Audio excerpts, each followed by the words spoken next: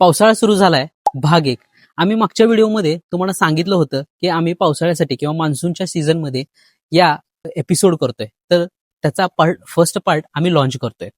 तर एक लक्षात घ्या, पावसाळा सुरू झाल्या झाल्या तुमच्या शरीरावर फर्स्ट जो काही आघात किंवा अटॅक होतो तो म्हणजे सर्दी, ताप आणि खोकला. तर ते कशामुळे होतं, तर तुमच्या शरीरामध्ये रोगप्रतिकारक शक्ती कमी असते. त्याच्यामुळं तुम्हाला सर्दी, ताप आणि खोकला यासारख्या आजाराचा सामना करावा लागतो. आता तुम्ही रोगप्रतिकारक शक्ती वाढवण्यासाठी काय घरगुती उपाय करू शकता?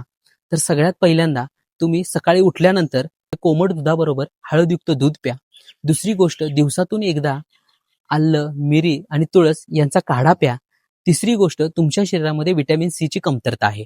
त्यासाठी तुम्ही आवळा, मोसंबी यासारखे फळं खा आणि सगळ्यात महत्वाचं, पुरेशी झोप घ्या. याच्यामुळे काय होईल, तुमची रोगप्रतिकारक शक्ती वाढेल, सर्दी, ताप, खोकला या आजारापासून तुम्ही लांब जाल आणि तुम्ही पावसाचा मनसोक्त आनंद घेऊ शकाल.